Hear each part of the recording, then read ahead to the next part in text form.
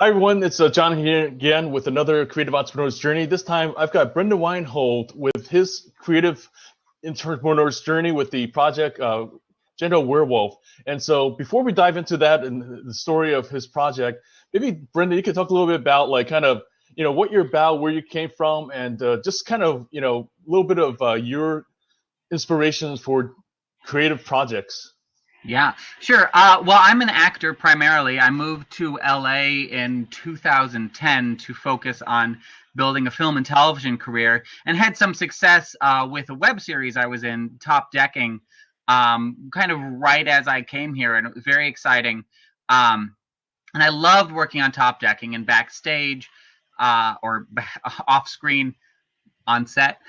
One of the other actors and I don't even remember how it came up, but the phrase gentle werewolf happened. And Oh. I find myself often inspired by fun phrases. So I have written a web series called Zombie Jesus, which is on the in the background. I have gentle werewolf. So once we had this idea, I turned to one of my dear friends from college. His name is Jesse Bangs, and he has become a rather successful indie author in recent years. He's published a number of short stories in fantasy and sci-fi anthologies, and we share a love for Buffy the Vampire Slayer, so we have a similar taste in things. And one of the reasons I wanted to create a web series myself, my wife is also a writer on it, Stina Peterson, who is also an author.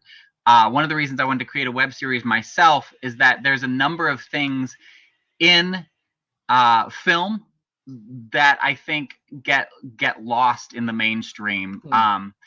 I really like to see characters who really deal with working class problems, people who have to worry about rent, people who actually live in small apartments that they share with roommates, even though they're full-grown adults, people who have relationship issues that can't be solved in an episode. And also there are characters that I feel like I never see on television. I don't feel like I see these characters who are working class. There are some friends of mine that I would call enigmas, at least to me, who I wanted to dive deep into what I think must be going on and really understanding those people and being able to render that on screen. This ephemeral sense, I guess, of who a person might be, that isn't a cut and dried stereotype. And I love television. I love the stereotypes that happen to be on television, but I really want to see an expansion of those things. And I think a lot of work, people talk about this being the golden age of TV, and I agree. I think there's a lot of new work coming out. And so adding my voice and Jesse's voice and Stina's voice to the mix to help flesh out that body of characters that we want to see rendered on television. Yeah, I think that's one of the things that's interesting is once you have some kind of inspiration and you have this, this idea that you really, start kind of getting, passionate about stuff, then next thing you know, like people will start appearing that really align with, what you're doing and stuff and sharing your vision, and you'll share a lot of the common things. Yes, so, I want to say something about that, actually. Oh, sure. Which is that it took me a while in LA to figure out that I really need to be persistent about my own creative impetus. Obviously, you have to be flexible. You have to work with a bunch of different people who don't all necessarily agree on exactly what's important. But I've done a number of projects that I like a lot, but none of them ever really fulfilled to me all of the things that are important as a principled creative artist, someone who believes that art can be used to change the world, not just by making people laugh, but also by making people think. And with Gentle Werewolf, we were finally able to say, okay, we spent years writing this thing to make it exactly what we feel is a fulfillment of our principles. and now we're putting together a team of other creative professionals to bring it to fruition. We have a director and a producer, both of whom understand how important gender parity is to us, understand how important it is that we treat actors and crew people like professionals, and making sure that everybody is paid and under protective SAG contracts, making sure that everybody is taken care of, because those are things that have always been really important to me, but that sometimes fall by the wayside when you're making an indie project. Yeah, I mean that's definitely the other part about it as well. Is you and I know is Hollywood does a lot of times basically sacrifice those principles and stuff just for the sake of the quicker dollar. Not even like kind of more dollars necessarily. Just sometimes it's just a matter of just cutting corners where they can. And we've seen a lot of that with especially for web projects and stuff, because they figure, oh, we can get away with it. We're not under the current contracts or whatever. Although that's definitely changing as well. But I think the key is finding the people and stuff like that. And so it seems like so along the way though, along with the people that involved with the project and stuff, were there other people that inspired you? Like before you got to this point and stuff. Yeah, if you're talking about artistic inspiration, absolutely. Yeah. You mentioned, of course, Buffy the Vampire, and of course, Joss Whedon and stuff, and yeah, Joss Whedon. We love Joss Whedon's work across the board. There's lots of wonderful werewolf work. I think one of the first things that made me realize that I loved the werewolf myth itself is a film called The Curse of the Werewolf, which is it's old. It's from the 1960s, and seeing something from 50 years ago. I remember I was sitting in the library in Odegaard, which is the undergraduate library where I went to college, and just having an evening free and renting one of their many VHS tapes, and just discovering that in older film made me realize that there can be more to a werewolf myth than I think we often see, which is the big ravenous monster that's the villain. In this, you feel sympathetic towards the man who becomes a werewolf. And of course, there's been a lot in years since then. I think Michael J. Fox as a teen wolf certainly renders that. There's a new series, and Stina and I and Jesse wrote Gentle Werewolf before we discovered this series, but once we did, we kind of felt like here is another example of why this thing should work, why we should be able to tell werewolf stories that use being a werewolf as a metaphor, as an analogy for the way human beings have to naturally change in real life.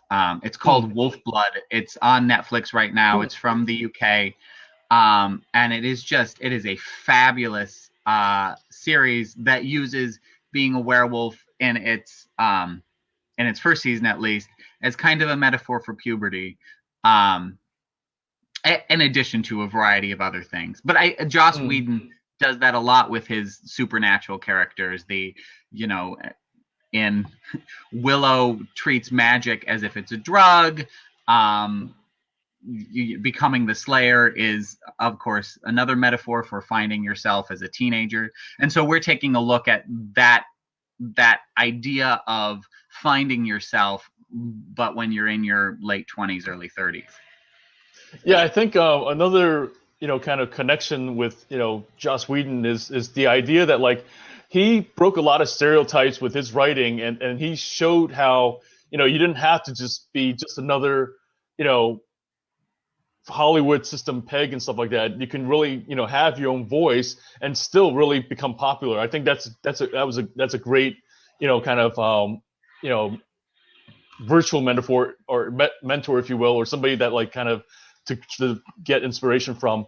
So along the way though, it's also still like even with a strong vision and the different things you've talked about and the things we've talked about people kind of joining and stuff, there's that doubt. There's that kind of different kind of times where you wonder like what you're working on stuff. And so, what are some of the things that you've had to face, within yourself to kind of like, realize, like I can do this, and like kind of, and some of the things you've had to overcome.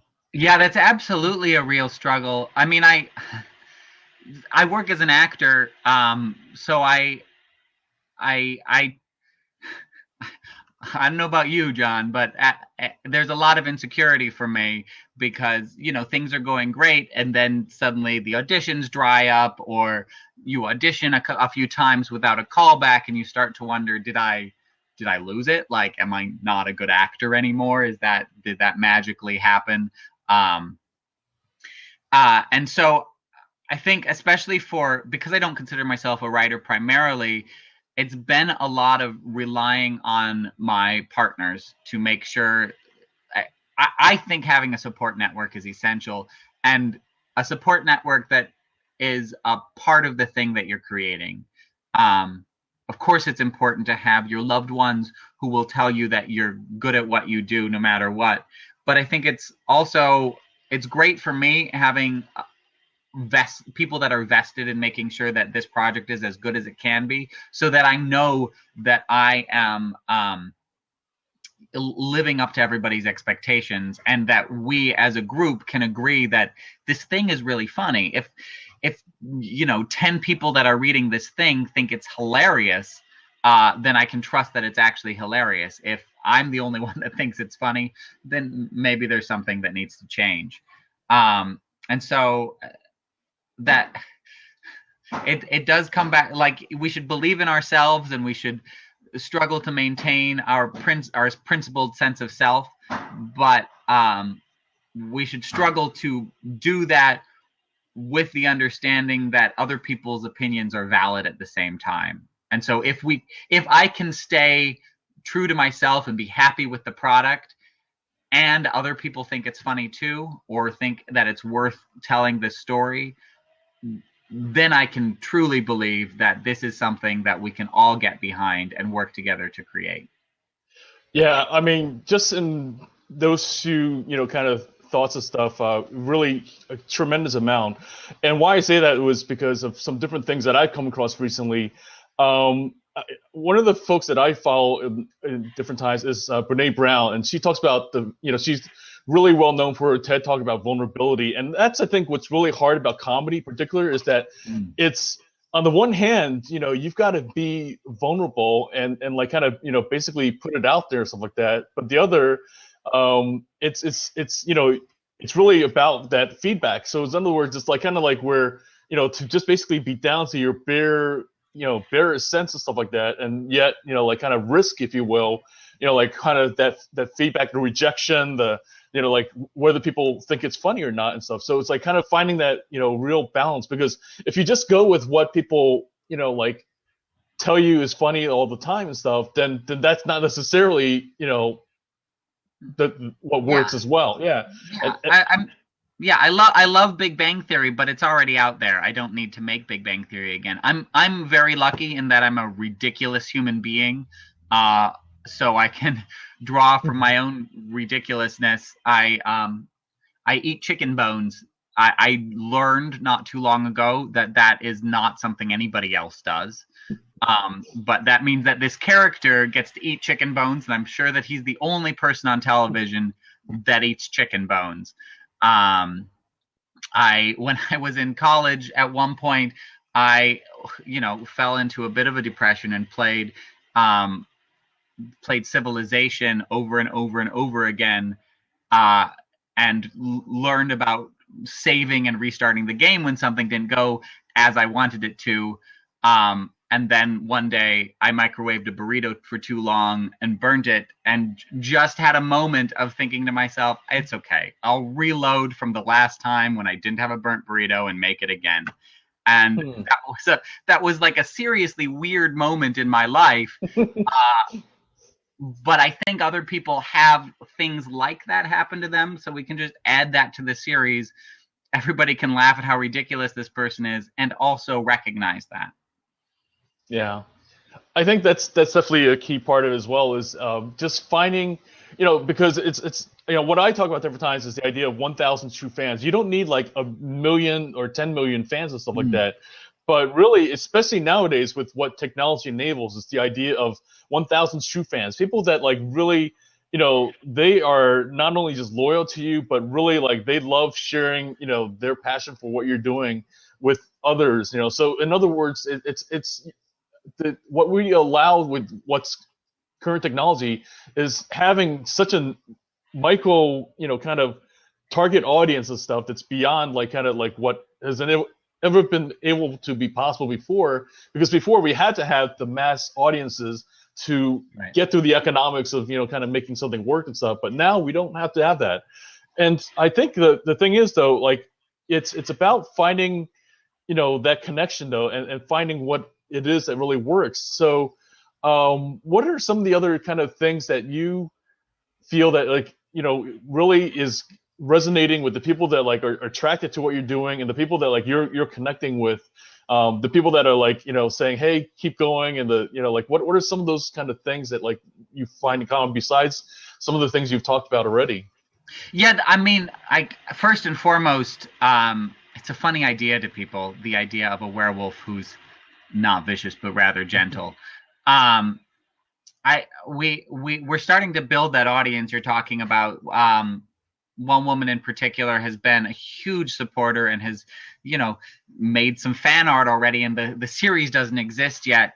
But as far as getting people on board, it really seems to resonate with them, these ridiculous things that are also very real. It's about resonating with people, things that they can recognize in their lives, the things that they don't get to see elsewhere.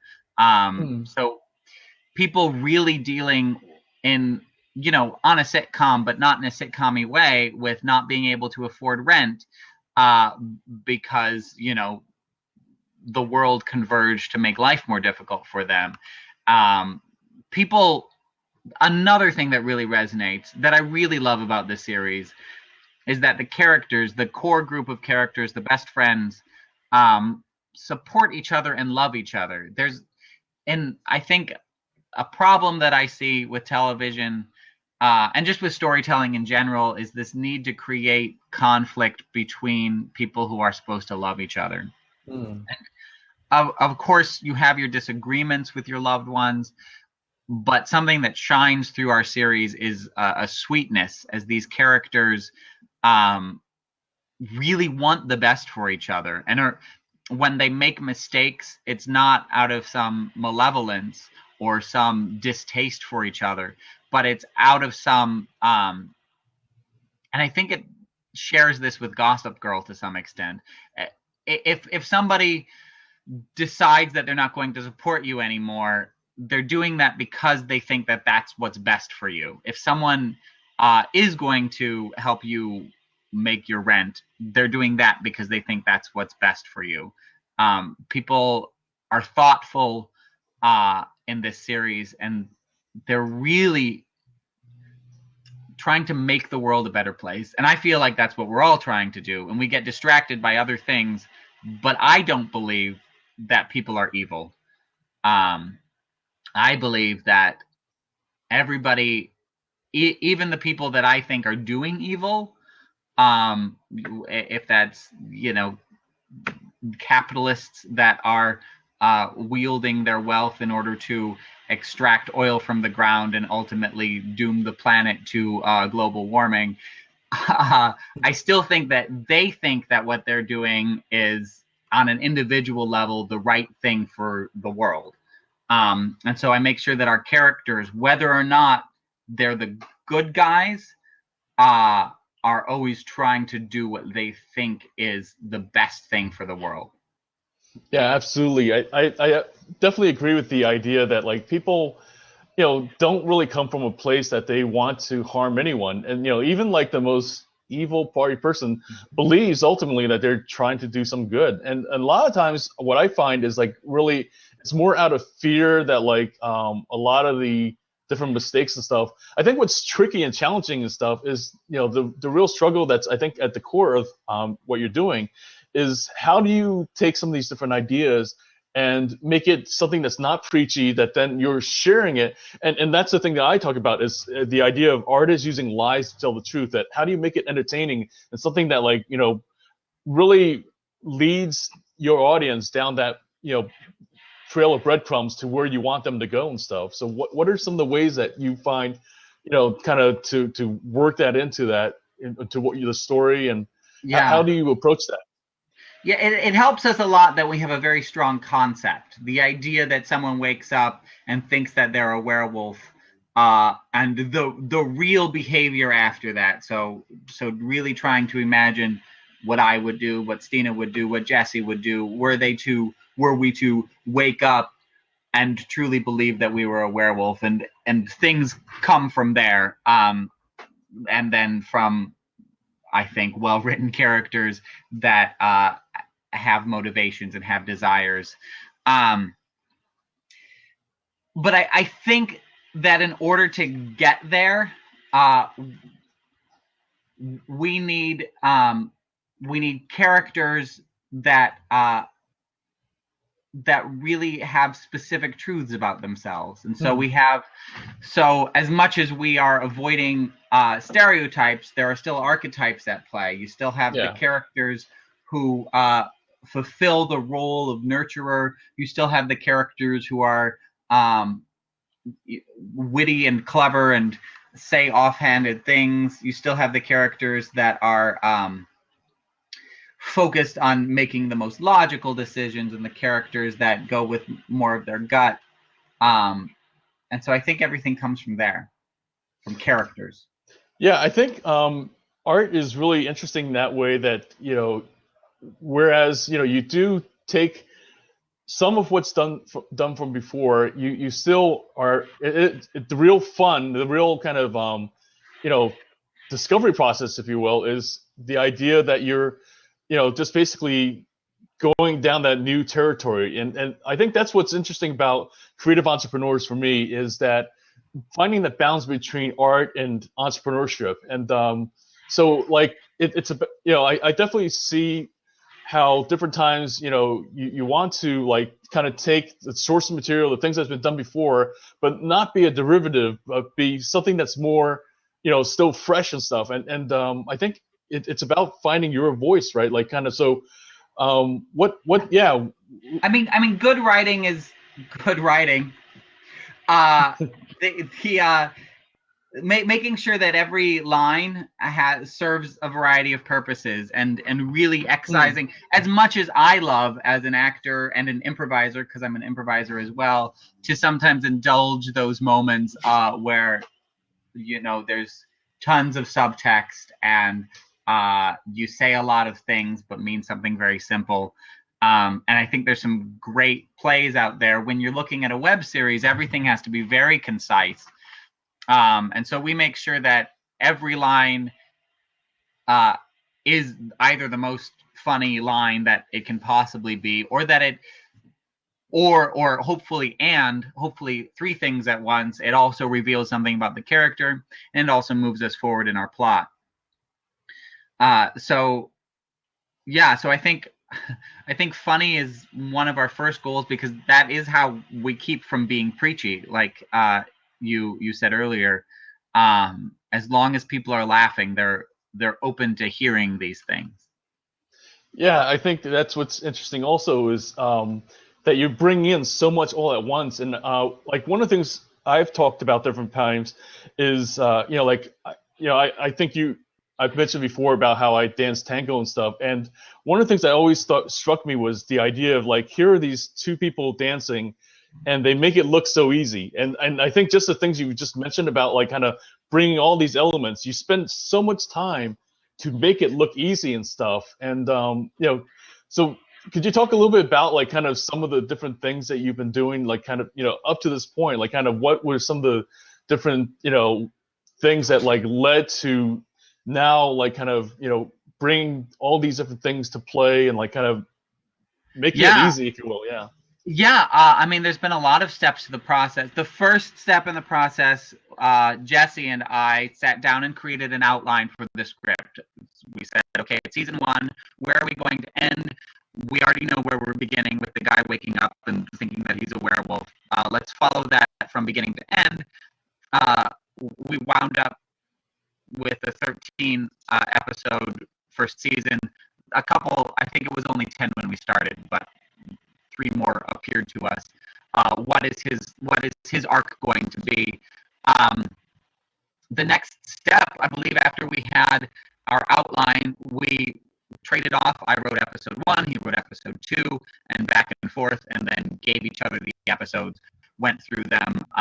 He's great with plot. He carries an arc through, and I feel like I don't know if this is true, but I think it's true. I think part of my strength as an actor is being able to see things from different character perspectives. So I would read through a script from Tom's perspective. He's our gentle werewolf, and make sure all of his lines fit with what he's saying, and then read through the script as if I'm Courtney, his best friend. Make sure that her lines fit that character. And do that a couple of times to make sure that the dialogue really feels like them. And then our next step, we took it through We Make Movies, which is a filmmakers collective in LA. Oh, yeah. It was read out loud there. Some wonderful performers, including one who wound up in the final cast. Pete Pasco read it at We Make Movies, and then ultimately has been cast at the role he read. And this was 2 years ago. So we didn't know at that time that we were casting. We also had Brian Gaskill read as Tom in the first read through, and he was just wonderful and gave the performance such a full, devoted sense of self that, and we got a lot of feedback from the We Make Movies community that we went back, added some scenes as people said, I want to see more of this. I want to make sure, for example, that people wanted to see how being a werewolf didn't just like make Tom's life more difficult, but also helped him or was an integral part of his life. So we saw that. In the midst of that process, I asked a friend of mine, Diana Ward, who I had met on a commercial a year before or so, if she wanted to be our producer. She came on board and said, yes, I like the idea, I like the concept, but we need to make sure that this script is really as strong as it can be. And so she was a great force in making sure that each of the characters, not just the characters, but that the whole script was tighter. And I we had to kill a lot of our babies. I felt like the script was tight, but she made it even tighter. Oh, another reader from We Make Movies, Dawn Alden, wound up in our final cast as well. Anyways, so from that, we worked with Diana to really hone this script. Then we worked with the director to do a read-through, make sure everything flowed as it should, get a little bit of creative inspiration to shoot some things. I knew that I wanted to hint at the big bad. There's a big bad, much like in Buffy the Vampire Slayer. Hint at it without being too overt, and the director gave us some ideas about camera angles and camera effects. And really made it, and working with Diana as well, made it an integrated piece. And then I guess the final step, not that we're done yet, but the most recent final step has been casting our actors. We held auditions. LA has so many actors in it. I think we got thousands of applications. We saw hundreds of actors. We got our cast, and now it is continuing to be a matter of like listening to people's voices and continuing to work the script as our actors read it out loud and making sure that what they bring to the character is in the script. course, set the script before we actually shoot. But up until that point, there's still the opportunity for the actors as well to have a voice in the piece. Yeah, I think what's really cool, like you said, LA, there's tons of actors and stuff. I think what's really cool to me is that like the typical attitude is that like, oh, like different things have been done, whatever. But I feel that like what's really cool is that it's like having folks like Felicia Day and like kind of Joss Whedon that had like trodden some of this ground stuff really makes it more possible for indie projects to kind of come to life. That like then you can in other words, it's not just simply a matter of like kind of that like, oh, there's only so much of the pie and stuff. There's absolutely plenty of pies out there, and discovering yours is like kind of one of the key things. So like in terms of also like kind of the people you brought in and stuff like that, what's been like, you talked about auditioning and everything, and I think that's one of the elements. But then what about like some of the crew and some of the other key pieces, because it definitely takes a village, right, to produce anything. Yeah, it absolutely does. Like I said, our producer is someone that I met working on another project. The history of that relationship is that she was working for a production company that was making a commercial that I was in. I was also in that commercial with an actor who became the lead in Top Decking that I mentioned earlier. So that was a great commercial for me to be on. I met a lot of wonderful people. Nice. It felt kind of like out of the blue. It had been a year since we had worked together, maybe even longer. She asked me if I would come in and help do a staged reading, or just a reading of a feature script that she was working on. We reconnected over that. I asked her if she would help me produce a 48-hour film project that I was working on. She said yes. She made things easier by doing that. And so after that, and after working with her a little bit and feeling comfortable with her, I asked her if she would be the producer for this and come to the readings at We Make Movies to make sure it was a project she wanted to do.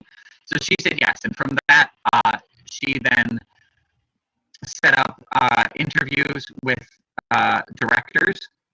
I think she used Mandy's list, Mandy.com. Yeah. I don't actually know. That's a thing? Yeah. Mm-hmm. She Mandy.com. Yeah. So she accepted applications through that for directors. We interviewed a bunch of directors, and this woman, Ellie Zonzias, really stood out to us.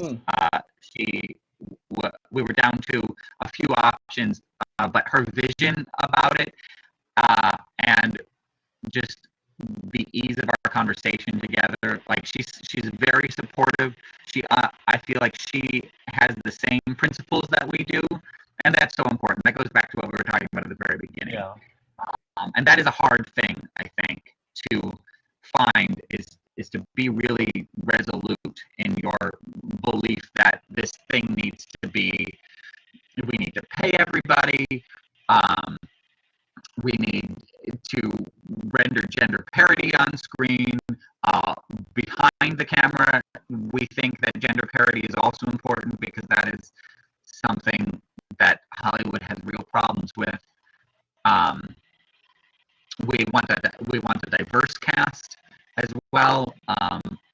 It's all well and good to say we want a diverse cast, but to really say, okay, we are looking for people who are not white men to be in the show, it's tough, because we're so used to seeing white men on television that it just becomes the norm. Even if you're thinking to yourself that it's not going to be what you want, you wind up accidentally thinking of everybody as white men, unless you really force yourself to not do that. And so having Allie also be reinforcing that, and having Diana be on the lookout for that, and having myself be on the lookout for that, and Stina has also been a part of our casting process. It's so important to remember what your principles are, even when it seems like they're more difficult than they should be. Yeah, I think what's interesting about what you just said is that it's a bit of timing too, and I think what's it's a number of things coming together. You know, like as you know, you and I are, I'm sure, fans of the upcoming Star Wars and stuff. You know, one of the lead actors is an African American. It's like can I think it's a long it's a change of the times and stuff, and I think it's a part of just this journey that you know we are going together in the entertainment industry. You know, like it's not just simply just you know kind of you know a thing of politics and all that, but it's still within even the industry. There's change happening. I think with a indie project versus a big budget project, you have more of that freedom to basically you know be true to your vision and stuff and to make that happen. I think that's awesome to have that. I think the other part is like kind of finding the people that connect with your vision. It's just kind of like recognizing who really you know aligns with that and stuff, and then sticking to like that. That's who you're going to look for. But I think clarity is also key. It's like once you're clear about what you're looking for from other people to be part of it, then it starts kind of clicking. Then you attract that and stuff. Yeah. So like in terms of the also along with the vision and stuff, along with you know kind of like what are some of the ways that like you've kind of really you know nurtured those relationships. Like you said that you know you ended up you know working on a commercial and then kind of meeting the producer stuff. I think one of the things that like you know creative entrepreneurs really struggle with is like they only start kind of you know looking for those relationships when they need them and stuff. So what are some ways that you've kind of found that like really helped you to kind of attract those relationships that's pretty key? I hope. I don't know. I haven't figured it out yet, right? I'm not wealthy, and nobody's giving us thousands of dollars to make our stuff. But I think good work will out. Like, this blab is winding up being a lot about me writing about myself. But we talked about how there are thousands of actors in Hollywood, and there are. And many of them are working very hard. But I think there's a level of professionalism, like a very basic level of professionalism, that you can guarantee. There are lots of things outside of your control, including to some extent whether or not someone thinks you're talented or not. But you can always be on time. You can always have your lines memorized. You can always be paying attention in the moment and trying to take direction. You can never argue with notes. I wrote a blog about it some time ago, but there are a list of things you can do that just doing these things will make you someone that I want to work with, and I think that this is true for most people. And so I think that I build those relationships, that I find people that want to work with me, because I make sure that all of those things are always true. All of those things that I have control over are things that I am doing. And I'm a lazy person. Like these are not necessarily things that require so much effort. You just have to be conscious of them and willing to do them. Especially being on time. That's like the number one to me. Like I know that traffic in LA is terrible, but you give yourself that extra half an hour. You don't overbook yourself so that you can't be on time. Memorizing lines is another one. I don't know how many actors I've seen, go in for this or that, or that I've worked with who just never get their lines down, and how maybe they don't realize how much that impacts them artistically, because people have all kinds of excuses. People talk about the idea that they'll get tired of their lines, that they'll lose the freshness of the lines, and I think that those are all excuses. That if you think you're under-rehearsed, if you think you're over-rehearsed, what you are is under-rehearsed. Do it some more until you're so comfortable with it. Anyway, so my answer to the question of how do I find the good people to work with is always do as much as you can to be professional, and then when you realize that you need other people to work with, they'll be willing to work with you because it will have been a good experience for them.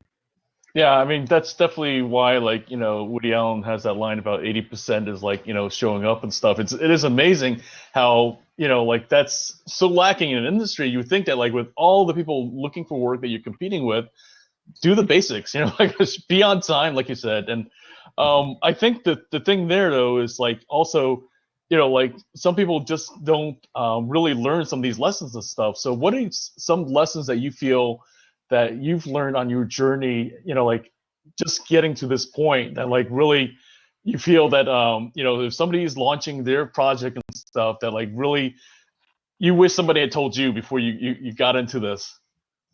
If you're the kind of here's the thing that I've been thinking about a lot lately, because it's also hard, right? It's also hard to motivate yourself to do that meeting. Like, what if nothing comes of this meeting? Or, do I really want to bother uh, learning these sides if there's a very low chance that I'm going to get this audition? It's, for me, overcoming that innate laziness that I have is about scheduling myself in the times when I'm feeling active to do things that I know I won't want to do otherwise, because I know that I will keep my appointments. Because I trust myself to keep all of my appointments, I think the key has been saying, yes, I will have, or for example, and I love it, I'm very excited about it. Stephen and I have a production company, Ray Burley Productions, that makes theater. And we decided months ago that we were going to do a holiday show. And now, of course, like I feel overwhelmed by everything else, and like I can't possibly fit that into my schedule. Right. But we made a commitment to do it, and so we're going to do it. And so it's going to be another thing that is ultimately going to give me more energy to do. The same is true. I'm doing a bunch of sketch shows at Second City, and I said I know that I will have the time to do all of these things. I'm just going to, want to watch TV instead, but that's not going to be good for me. So I'm going to say yes to everybody that wants me to do a sketch show, because first of all, I love these directors, but also because I know that if I keep working, I'm going to feel the energy to do more work. And so I say yes to all of these things, and this means that I'm booked with rehearsals. It means that I'm booked with memorizing lines, with writing more. I'm booking myself to do things, and that's what keeps me going. Is telling someone else that I'm going to be there and do something with them. Yeah, I'm a big proponent of, like kind of the idea that, if you're in motion, you're going to track more of the things that you want to track and stuff, much more than, I mean, God, God love the people that like, the law of attraction thing and all that kind of stuff. And, it's great to have belief, but really to me, like, faith and action and like kind of, being in motion and stuff, you're going to track more of the right kind of elements that much more and more easily than if you're kind of sitting there contemplating your navel. Absolutely. And so like I know that some of the different things that you've done has led to some, like different achievements, different, like what would you say something like you really, like before even like kind of the current project and stuff, what's been like something that you've been really proud of achieving at this point and stuff? Oh man.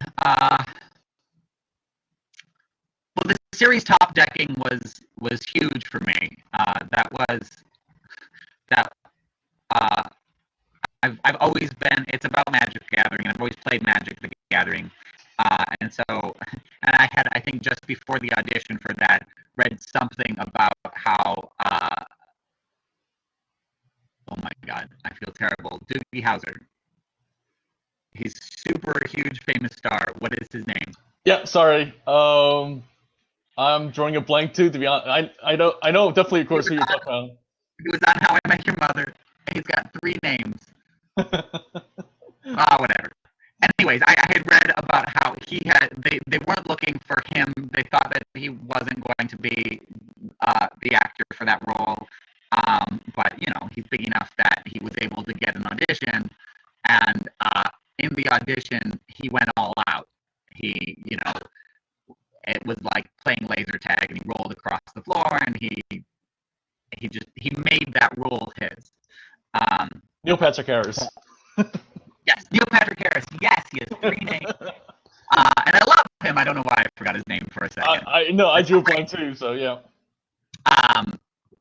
So when I went into that audition, I brought my magic cards and I laid them out, and I said, I'm gonna get this role. And the role was not written for me. It was written for a guy that was supposed to be 50 years old. But they were seeing me because I was friends with Whitney, who had already been cast as the lead, and she said, you should see my friend Brendan, because it was because of my beard that they were willing to consider me.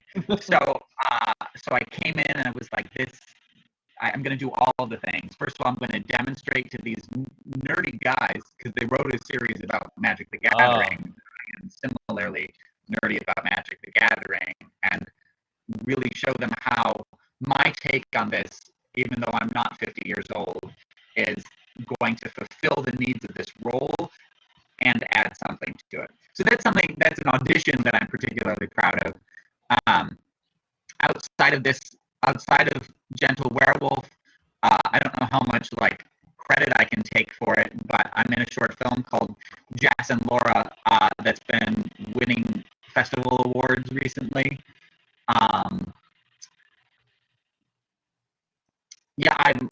I'm in the sketch show that I mentioned at comedy at Second City. So I wrote a number of sketches for that I'm very proud of. There's at Comedy Sports, I'm on a couple of teams. I guess I'm most proud that I keep myself active, even though for me the auditions have been a little bit drier than I'd love. I think that's true for every actor.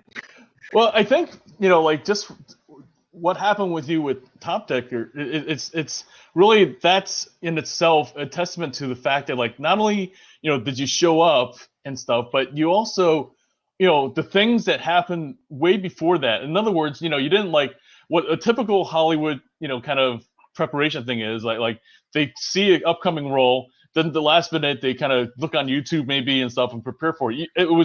You were prepared for that role just by being you.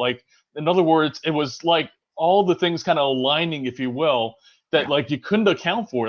The fact that these other guys were really geeky about Magic the Gathering as well. You totally clicked on that alone and stuff. But it was a lot of things that kind of had to happen for the process. And I think that's the thing that really people don't talk about that often is this process, trusting the process and allowing the things to kind of happen. And that's the thing that why I talk about the creative entrepreneur's journey is the idea of that it's a journey, it's a process, and Sure. where people rather have things just kind of click and stuff, you have to trust the process. And what are some of the things that you see kind of with the the web series Gentle Werewolf, and also what are some other projects that down the road you'd like to be involved with and stuff? What are some of those things that's would really align with where you see yourself going on your journey?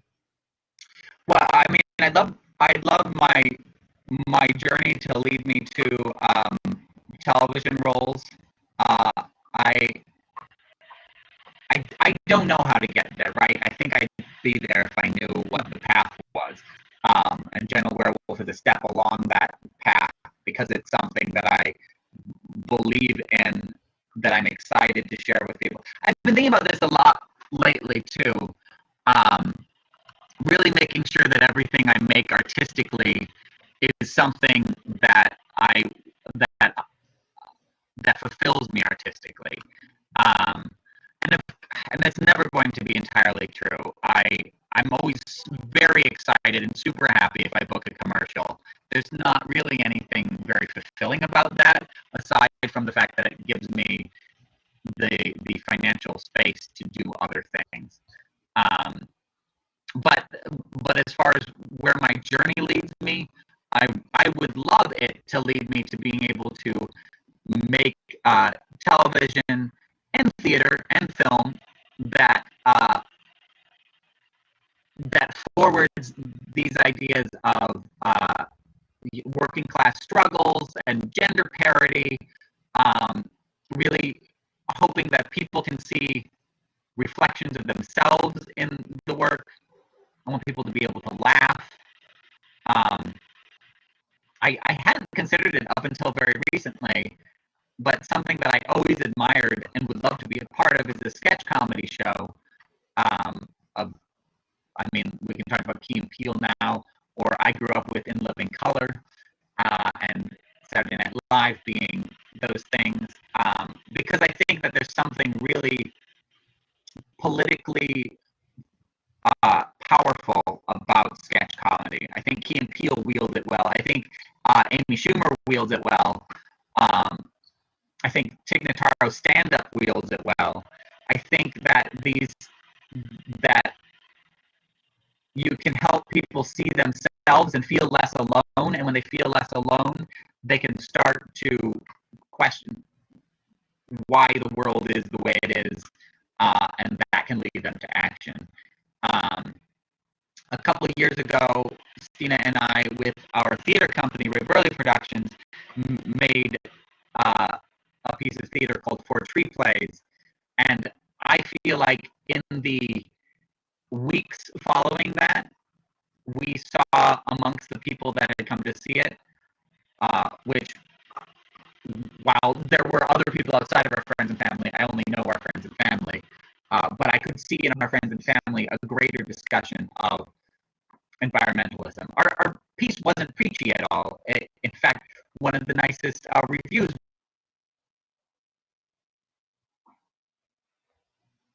we got talked about the fact that they thought it was how pleasantly surprised they were that it just gave new perspectives on things and got people, and they left it thinking about these things more. And so stuff like that, things that I've really put my sense of the way the world should be into and the way the world is. I love Bertolt Brecht, and I think I'm hoping that something about the supernatural elements in Gentle Werewolf will keep people from just saying, oh, well, this is just the way the world is, but rather seeing that this is the way the world is, and we can make it better. Awesome. Then we can think about what's making the world this way. Well, thanks, Brendan. Yeah, really appreciate you taking time to talk about Gentle Werewolf and the project and your different work and stuff. So, where are some places that folks can learn more about the Gentle Werewolf project and connect with you? Yeah, they can follow us on Twitter at GentleWW. They can like us on Facebook, and I hope they will. Facebook.com/GentleWerewolf. You can also find throughout time links to Gentle Werewolf things on my personal website, brendanweinhold.com. And there will always be more. I think that Gentle Werewolf will not only have this first season get made, but I have faith that there will be many seasons, because it's not a story that I'm done telling yet. Awesome.